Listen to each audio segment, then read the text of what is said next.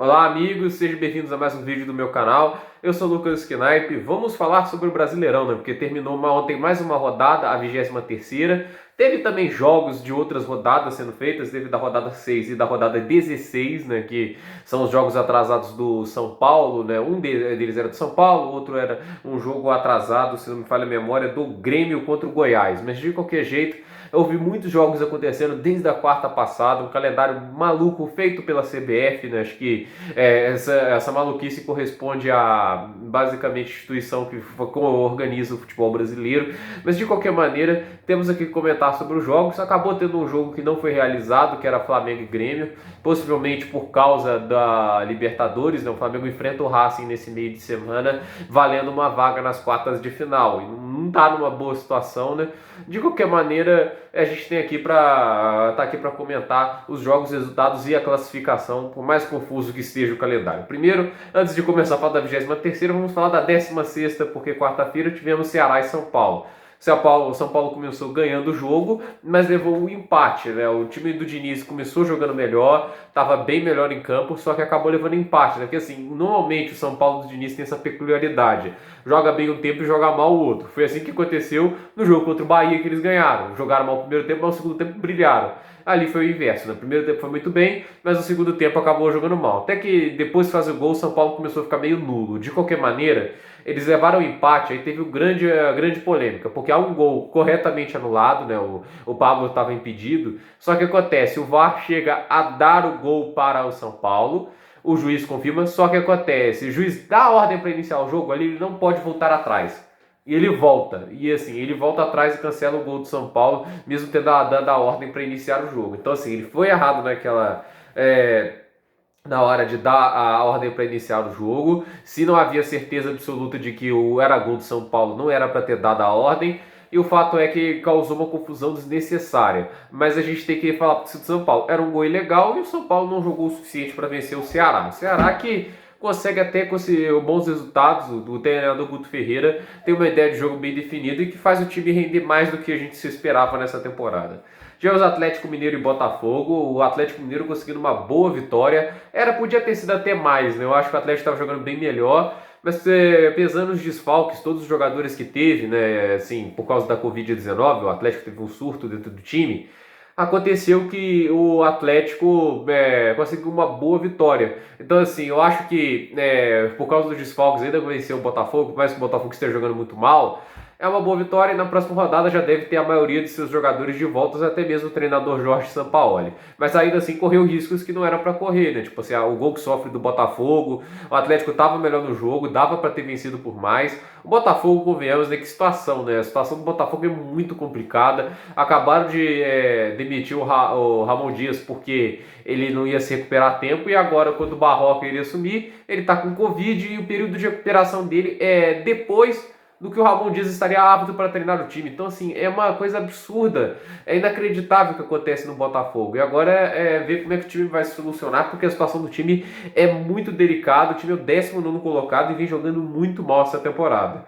Tivemos também Coritiba e Corinthians, um jogo que foi um atentado aos olhos de todas as pessoas que gostam de futebol. O Corinthians acabou com a vitória. Esse Coritiba, assim, olha, eu sei que o nosso querido treinador Barroca e Jorginho, né, são treinadores questionados e não trouxeram super resultados. Mas o Coritiba jogava melhor com eles do que com o Rodrigo Santana, pelo amor de Deus, né? O Coritiba piorou muito nas mãos desse Rodrigo Santana e acabou que ele, né, na minha opinião, não era o técnico certo, como eu já havia comentado aqui alguns vídeos atrás. Eu acho que o Coritiba tinha que ter ido atrás de uma pessoa com uma ideia de jogo mais bem definida, mas aqui se contrata de um jeito muito aleatório, né? Tipo assim, você entrega um currículo, normalmente eles te contratam para treinador do time. E até agora o Coritiba não engatou com ele como técnico, e o Corinthians consegue mais uma boa vitória, conseguindo subir um pouco mais a tabela e afastando aquele fantasma de rebaixamento no começo da temporada. O Corinthians dificilmente cai nessa temporada, até porque conseguiu bons resultados nestes últimos jogos. Tivemos também Fortaleza e Goiás, um tropeço do Fortaleza contra o Goiás do Henderson. Não é um super time esse Goiás. A gente já disse da situação, porque o Henderson virou técnico, e o fato é que parece que ele não vai ser demitido mesmo, né? Eu acho que você precisava de um treinador que deixasse o time bem confortável no sentido negativo, né? Porque o Thiago Largue foi demitido por querer que os jogadores e funcionários batessem ponto em relatórios de desempenho. E tá funcionando assim a tática do Goiás, porque o time não consegue desempenhar bem. Começou ganhando o jogo, mas acabou levando um empate. Mas a verdade é que o Goiás até parece que não tá jogando tão mal se olhar os resultados. Um 2-1 do Grêmio não parece uma coisa tão ruim, mas a gente viu assim que se não fosse o Tadeu, que até falhou no primeiro gol do Grêmio também, esse time do Goiás ia ser goleado quase todo santo jogo. Se o goleiro não tivesse catando o que está catando, o Goiás iria sofrer muito mais essa temporada. Chega a ser assustador o quanto o Tadeu está defendendo bem. Às vezes ele comete uma falha porque assim, não dá para salvar o time toda hora, mas é um grande goleiro e dificilmente continua no Goiás na próxima temporada. Então assim, o Goiás está sendo muito salvo pela habilidade do goleiro e o Fortaleza acabou no 1-1. O Marcelo Chamusca no início do trabalho do Fortaleza ainda não conseguiu engrenar direito, mas de qualquer maneira mostra alguns pontos positivos. O 1-1 não é um resultado que beneficia nenhum dos dois. O Goiás ainda está muito atrás e o Fortaleza acaba perdendo a chance de crescer um pouco na tabela. A gente também aqui teve o jogo entre Sport e Santos, né? Olha só, o Sport eu até imaginei que o Jair Ventura ia ser demitido depois desse jogo, né? Que começou o jogo, o Sport estava jogando tão mal, todo na defesa, retrancadinho. Aí o time do Santos fez 2-0. Aqui que é a ideia brilhante do Cuca. Meu time tá jogando bem, tá atacando, tá atropelando o adversário. Vou recuar. Então, 2-0. Pra que fazer 3? Pra que fazer 4? Pra que fazer 5? Se o 2-0 já me garantiu os 3 pontos. Adivinha o resultado? Deu o campo pro adversário e levou empate, 2-2.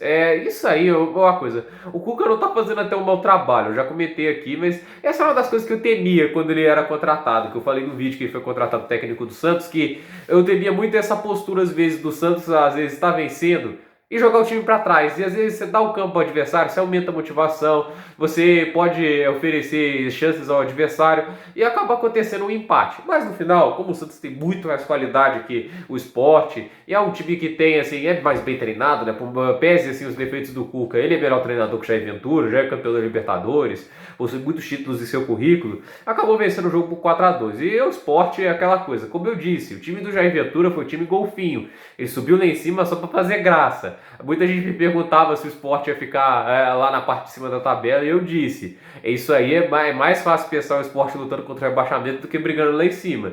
E tá dito e feito, o Sport já tá de novo lá brigando lá embaixo. Então assim, eu acho que o Jair Ventura, pra mim, não é técnico para um time do Sport, né? O time do Sport precisa de ideias melhores. Até porque, pra minha opinião, o elenco não é pra cair também assim também não. Dava pra brigar um pouco mais em cima. Então, fato é que o Sport se complica mais no Campeonato Brasileiro. O Palmeiras, no comando de Abel Ferreira, cresceu, né? O Abel Ferreira já tá podendo entrar na briga do técnico do ano, porque, convenhamos, o Rony marcou 2 gols no mesmo jogo, né? O Rony agora desencantou finalmente, né? Eu que já fui muito do crítico do investimento de 28 milhões do Palmeiras em cima dele, eu acho assim, não deixo de ser um pouco crítico, porque se ele só funciona com um técnico e não com o outro, parece que é um jogador de sistema, e você não o paga tanto assim no jogador de sistema, mas ele tá conseguindo funcionar. E pese também as piadas com o Rony, ele tá liderando a Libertadores e assistências, e isso é realmente impressionante. Ele tá com 6 assistências. Então, ele tá conseguindo ser um jogador de valor agora no esquema do Abel Ferreira, como estava sendo do Cebola também, né? Que o Cebola tava conseguindo usar bem ele depois da demissão do Luxemburgo.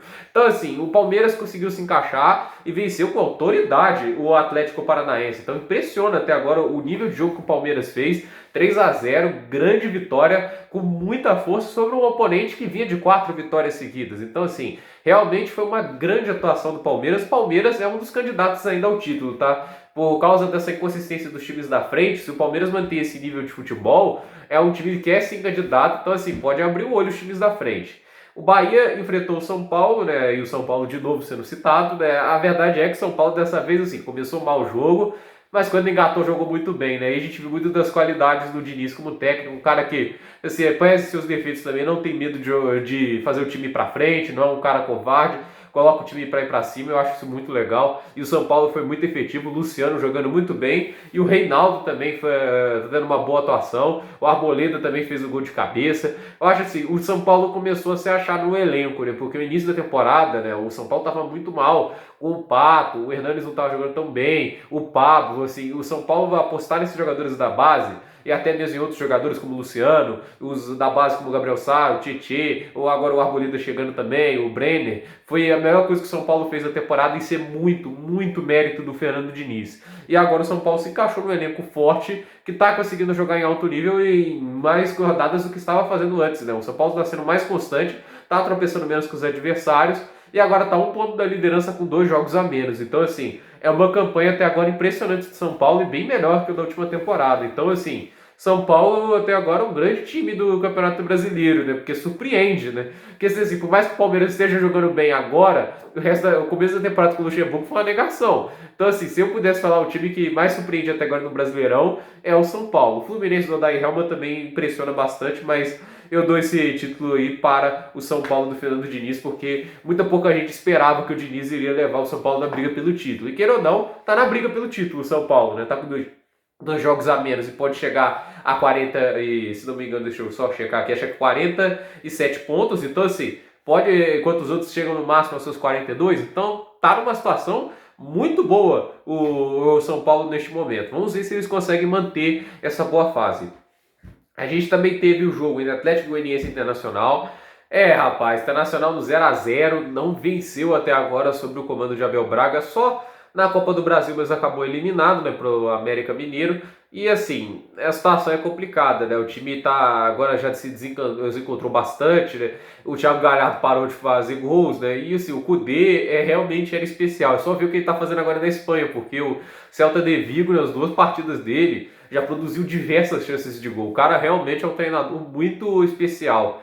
E o fato do Internacional não ter conseguido manter ele é algo bem decepcionante e acaba que o Abel Braga, assim, foi uma escolha que não foi correta. Desculpa aí, respeito ao Abel, tô sentindo triste por ele, eu queria que ele tivesse ido bem, não gosto quando os treinadores vão mal. Eu quero treinar o campeonato de mais alto nível possível, mais disputado. O Internacional estava fazendo parte dos times que brigam pelo título, hoje dificilmente faz. Eu acho que o Internacional já é um time que dá para se descartar da briga pelo título, porque o Abel não está conseguindo trazer mais resultados. É um treinador que já teve sua época vitoriosa, já foi um treinador extremamente bem sucedido, mas no dia de hoje o futebol anda para frente e ele ficou parado no tempo. O Atlético Goianiense, por seu lado, também não foi uma grande atuação de um dos 2 times. 0-0 é o resultado justo para o que o jogo foi.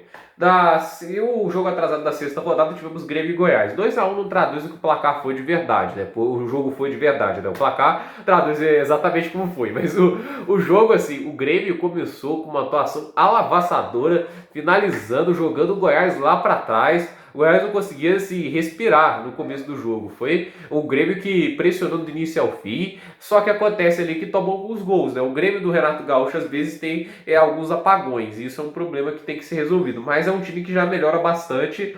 E em comparação, o Goiás, sim, é muito dependente do Tadeu, né? Que o Tadeu, por mais que tenha falhado no gol, ele salvou o time em outras chances. E, assim, se não fosse ele, o Goiás teria sido goleado mais uma vez. E o Goiás, assim, em situação assim, é para mim um grande favorito a cair para a 2ª divisão. Se não mudar nada, se não chamar o técnico, na minha opinião, melhor, não acredito que o Anderson vai levar esse time a se manter na Série A. Então assim, eu acho que a situação do Goiás é muito complicada e só o Tadeu não dá jeito não, né? Ele é um goleiraço, mas sozinho ele não consegue dar jeito e tá colocando muita carga sobre ele. Por isso que ele comete a falha do primeiro gol, mas se não é ele, como eu disse, teria sido uma goleada muito pior. O Goiás até marca um gol, mas assim, é um gol mais ocasional do que fruto de um grande trabalho, né? É assim, de um mérito sensacional. Eu acho que assim, o Grêmio mereceu muito mais essa vitória, 2-1. Bom resultado e o Grêmio consegue se encontrar finalmente no Campeonato Brasileiro.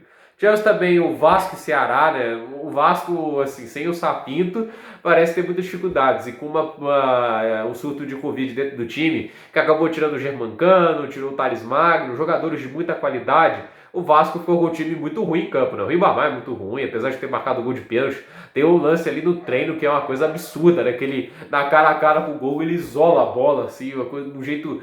Não dá pra acreditar, né? O time do Vasco é muito fraco, assim, os seus principais jogadores. Não é um time de meio de tabela. Esse time que jogou outra em campo é um time que luta pra não cair. E jogou com um time que corre riscos sérios de rebaixamento. Foi realmente uma atuação muito ruim do Vasco e, em compensação, o Ceará jogou muito bem, aproveitando as oportunidades e sendo letal das poucas chances que teve. Então, assim, um jogo que realmente foi bem cruel pro Vasco, em casa tomando 4-1, sendo goleado pelo Ceará.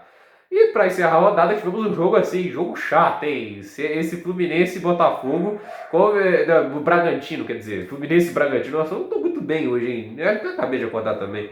Um jogo assim que deixou bastante a desejar, principalmente quando se trata do Fluminense, porque é um time que tá jogando bem, né? O Odair Helman faz um bom trabalho e acabou ficando no 0-0, né? O Red Bull Bragantino até tá melhor que no início da temporada, mas não é um time tão bom assim. Então, eu esperava que o Fluminense vencesse esse jogo, né? Se fosse uma vitória, o Fluminense iria para 38 pontos e estaria hoje em quarto colocado no Campeonato Brasileiro, mas com esses menos 2 pontos, olha para onde o Fluminense está agora, em oitavo, né? Ainda está no pote dos 8 primeiros colocados, que briga pelo título ainda, e está só 6 pontos do Atlético Mineiro, mas de qualquer maneira é aquele resultado assim que fica com aquele sabor assim, se a gente tivesse feito um gol, a gente estaria agora a 4 pontos do Atlético. Isso aí fica aquele gosto assim, que esse resultado pode fazer falta talvez numa briga futura, para uma Libertadores, para tentar conseguir chegar na briga pelo título, se conseguir se ajustar melhor. De qualquer maneira, não foi um bom resultado para o Fluminense. Para o Red Bull Bragantino também não é um grande resultado, porque não se afasta tanto da zona de rebaixamento.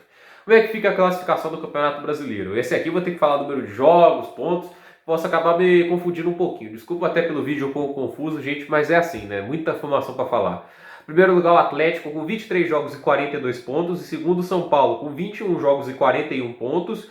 Em terceiro, Flamengo com 22 jogos e 39 pontos. Em quarto, Internacional com 23 jogos e 37 pontos. Em quinto, Palmeiras com 22 jogos e 37 pontos. Em sexto, Santos com 23 jogos e 37 pontos. Em sétimo, Grêmio com 22 jogos e 37 pontos. Em oitavo, Fluminense com 23 jogos e 36 pontos. Aí mais para o pelotão mais de baixo. Em nono, Fortaleza com 23 jogos e 29 pontos.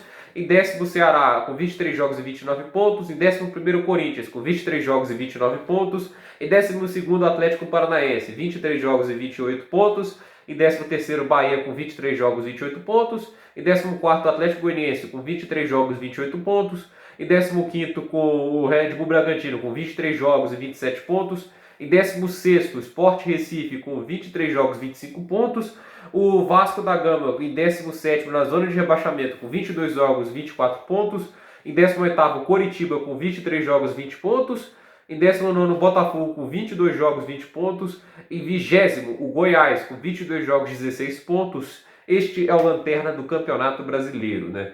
Agora, olhando aqui os melhores jogadores, né? O Thiago Galhardo ainda é o artilheiro do campeonato com 15 gols, Marinho é o segundo com 13 e o Luciano é o terceiro com 11, né? O Luciano crescendo bastante na lista de artilheiros. Em questões de assistências, temos o Marinho com 5, Giovanni Augusto do Coritiba com 5 e Thiago Galhardo com 5. Melhores equipes em questões de ataque, o Atlético Mineiro é o melhor ataque com 41 gols, Flamengo é o segundo melhor ataque com 37, São Paulo é o terceiro melhor ataque com 34. As melhores defesas são São Paulo com 20, Grêmio com 20 e Palmeiras com 21 gols sofridos, né? Esses daqui são as melhores equipes nesse sentido. Pessoas, muito obrigado por esse vídeo, mas antes, é claro, assim, só para confirmar aqui, tem o time da 23ª rodada. Isso eu não dou garantia que sempre trago, mas para falar aqui do time, o Jean do Atlético Goianiense é o goleiro da rodada com 9.1, né? Ele salvou até o Red Bull o Atlético Goianiense contra o Internacional, né? Então, assim, foi uma boa atuação dele. O Arboleda e o Gil são os zagueiros, né? O Arboleda do São Paulo e o Gil do Corinthians. O Wendel é o lateral esquerdo pelo Internacional, o Gabriel Menino lateral direito pelo Palmeiras. Nem sempre os jogadores estão nas posições corretas, nesse caso estão, mas isso aqui é a seleção da rodada feita pelo SofaScore. Os meio-campo é a Jefferson Savarino, que é ponta, mas está de meia, o Juninho do Fortaleza e o Vinícius do Ceará. E o trio de ataque é o Marinho, o Luciano e o Rony, né? O Rony melhorou, né? Vamos dar o crédito ao Rony porque ele melhorou. Então esse é o time da rodada, gente. Por esse vídeo é isso, dúvida nos comentários, deixe seu like, se inscreva no canal, compartilhe esse vídeo. Desculpa por me trocar aqui várias palavras. Eu não vou gravar de novo porque é muito complicado e eu acho que eu farei a mesma coisa depois. Então, muito obrigado a todos, até o próximo vídeo.